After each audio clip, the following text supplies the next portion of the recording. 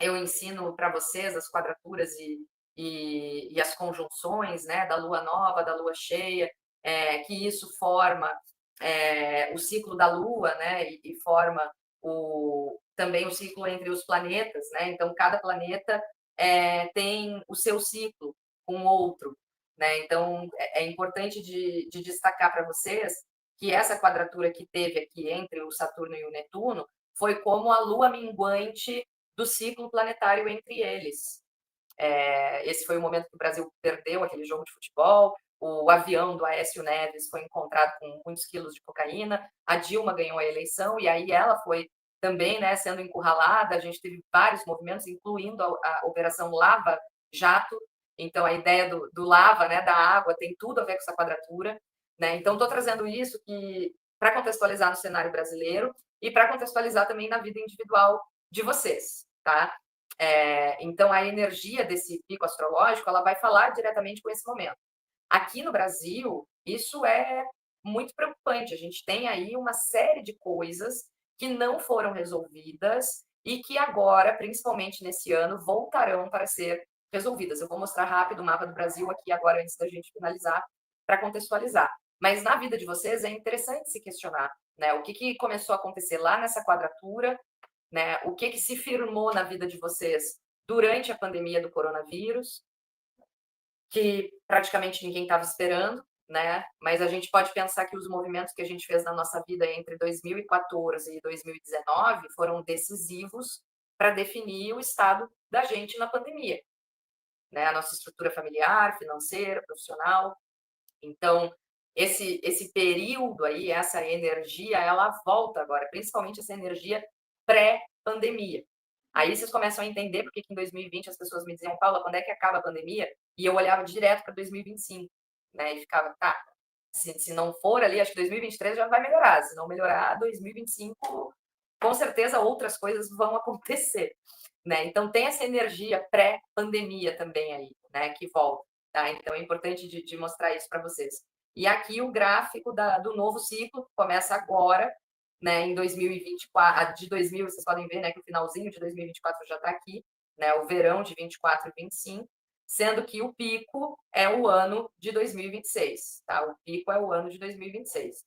Então, aqui está o esquema da conjunção. E toda conjunção representa um ciclo novo, representa um renascimento, né? A conjunção, ela abre, é uma lua nova, ela abre um novo ciclo. E esse novo ciclo que é aberto, ele é aberto no 0 grau do primeiro signo.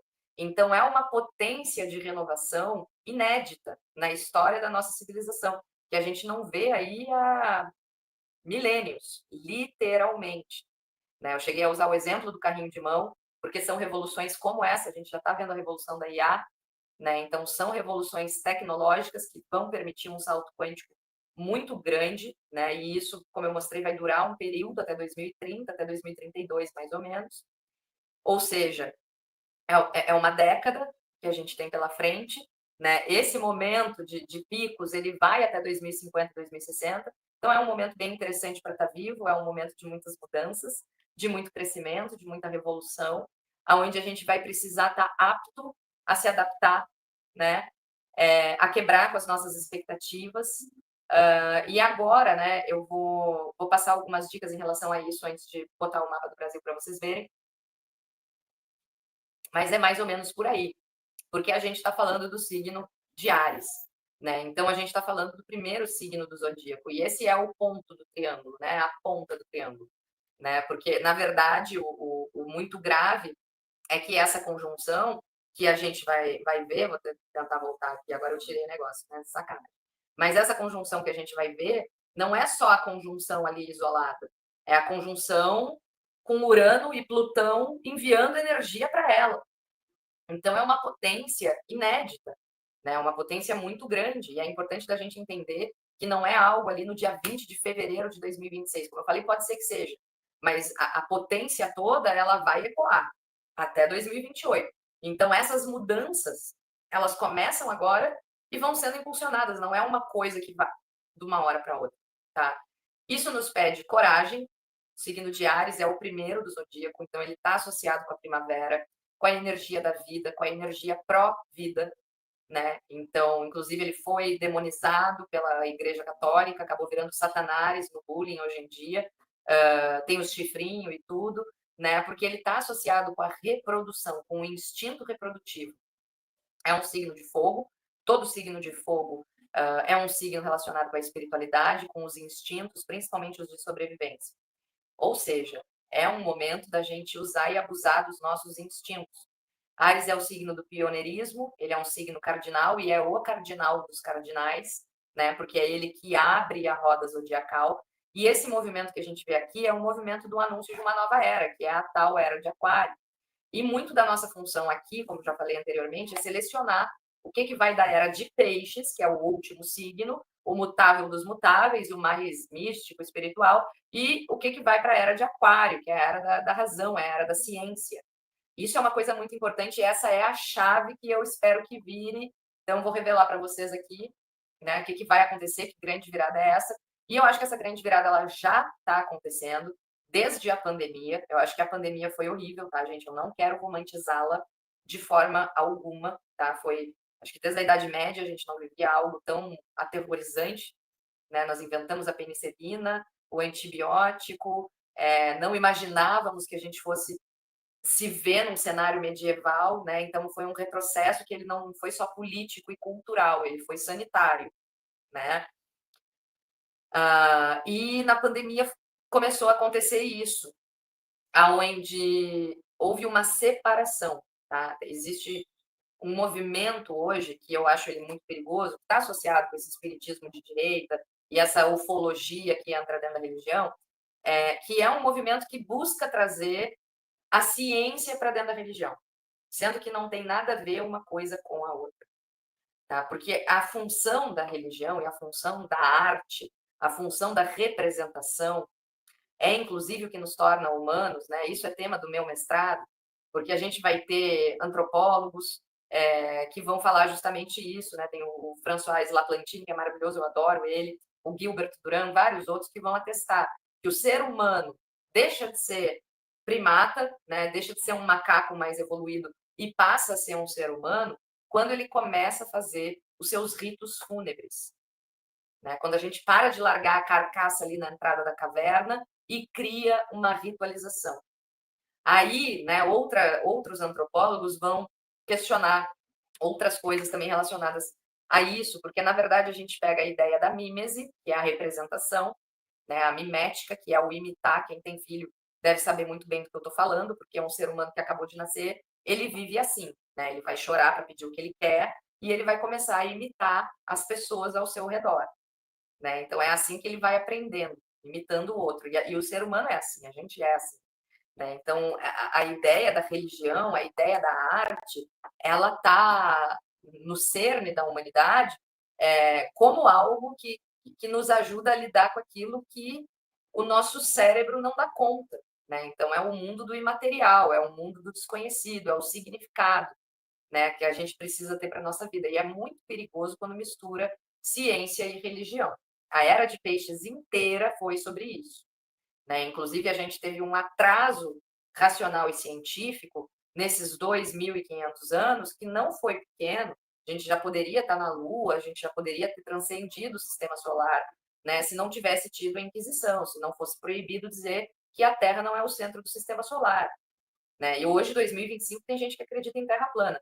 Então, é muito complicado isso, porque tira a religiosidade do lugar que ela tem que estar, né? Descaracteriza ela e coloca ela no centro de tudo. Então, a religião tem que ter todas as respostas. Isso é uma grande M, né? Então, o que a gente faz aqui agora é basicamente isso, é selecionar o que vai com a gente da era de peixes para a era de aquário. E nessa transição tem muita coisa que vai se perder, né? E tem muita gente que vai se perder. Vou falar um pouco disso agora também para finalizar.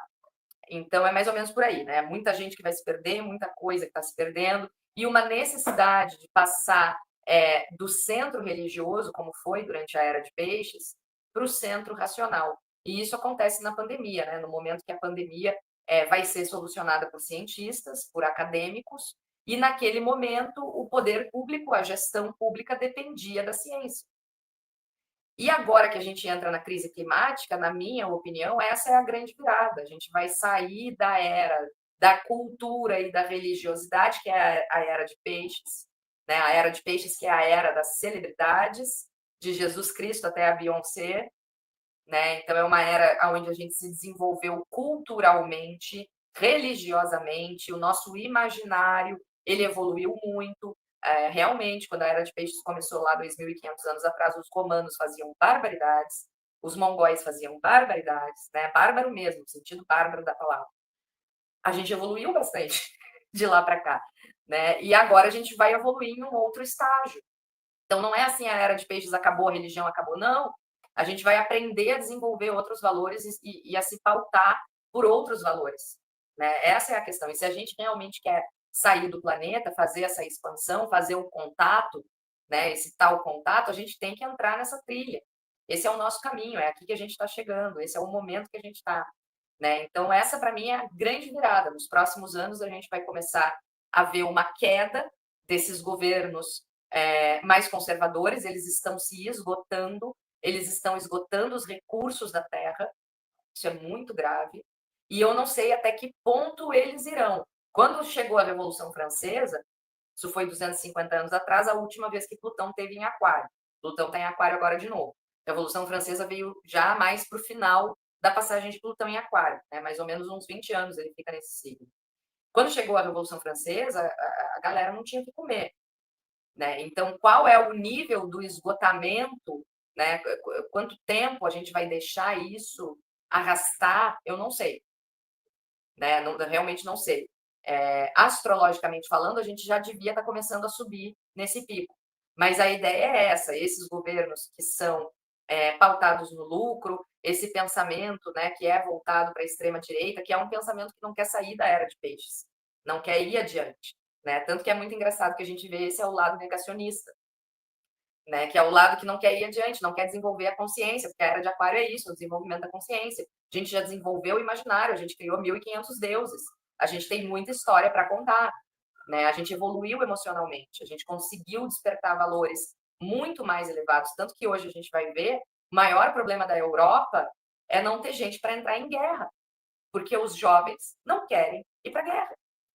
Se a gente vai comparar isso com o início da Era de Peixes, que foi romano invadindo, colonizando, praticamente, né, o que foi ali quando começa o Império Romano, Roma tem o Egito, tem a África, vai até o norte, na Germânia, né, então não é só a Europa, invadiu a África, invadiu, né, são 2 continentes ali. E chegava em Roma, perguntava quem quer ir para a guerra, levantava a galera toda. Hoje em dia, tu vai entrar ali em Roma, a galera tá rezando pelo Papa Francisco. Pergunta quem quer ir para a guerra, ninguém.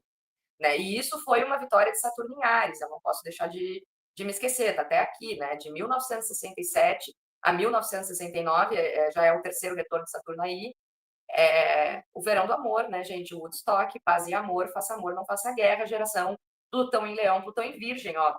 Beijo para vocês. Galera aí que tá com 60, 70 anos hoje, a gente deve isso a eles,